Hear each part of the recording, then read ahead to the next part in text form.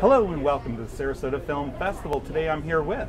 I'm Katie Green. I'm co-director of a documentary here called The Club. My name's Carly Rubin and I'm co-director of The Club. Tell us a little bit about The Club.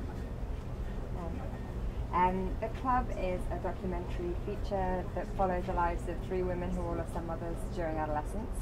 It was made over about 3 years and features also interviews with Jane Fonda, Rosie O'Donnell and Shannon. Tell me what drew you to this material. What inspired you to make this documentary?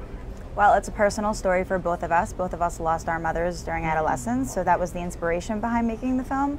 It's an incredibly isolating experience, so we felt that we wanted to explore the issue, which is a bit taboo and not really spoken about through documentary. It's very true, yeah. Yeah, and really focus on the women's stories, the three women that we're following. Okay.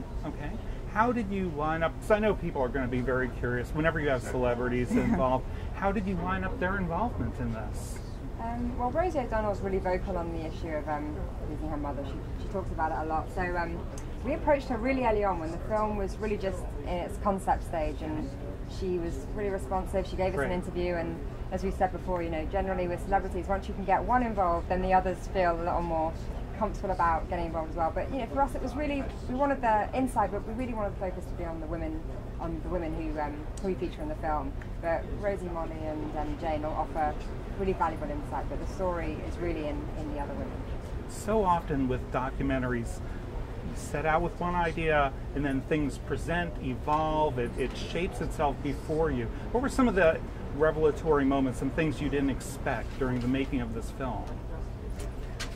I think, I mean, how long the film would take to make. Well, you know, the problem that pretty much every first-time filmmaker has, or not even actually filmmakers in general, which is funding, acquiring funding, and the film was basically made through crowdfunding, and some very generous private donations.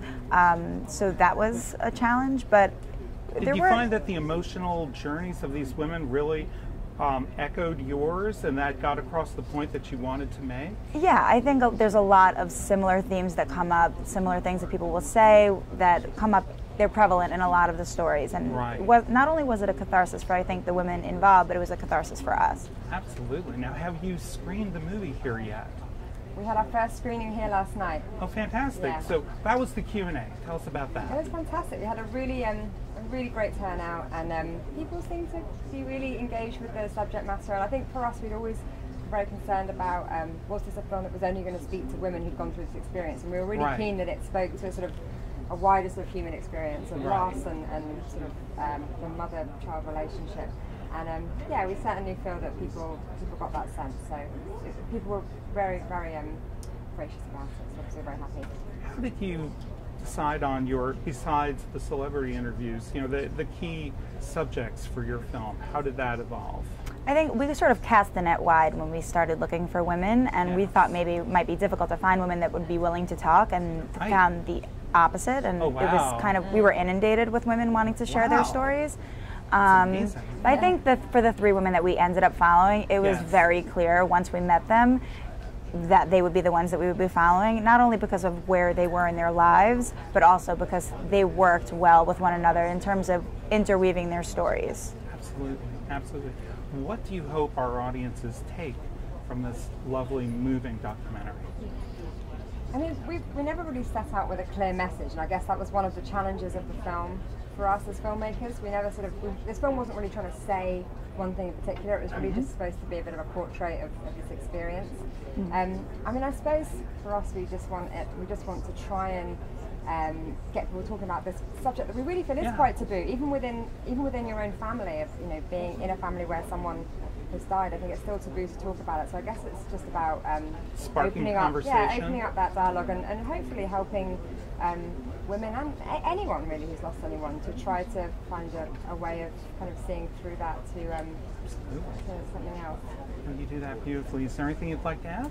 Yeah, I was just going to add the universal element of loss, and how it's not just about girls who lost their mothers young, but everyone loses someone in life, and it's an unfortunate part of life. But if you could use it in a way that makes you grow, or you can find it liberating, or whatever it is, I think hopefully someone will take whatever it is they can and apply it to their own lives. One other thing is you can watch the film on HBO next month. It's going to broadcast on May 12th at 9 p.m. Eastern Time. It's a Monday night. Congratulations. Thank you. Yes, we're excited. On HBO it will be called the Dead Mothers Club in brackets or parenthesis, as you say here in America. But yes, look out for the club, HBO Monday Club. Fantastic. It's been wonderful having you here. Thank you so much. Thank you so much for having us. Thank you so much.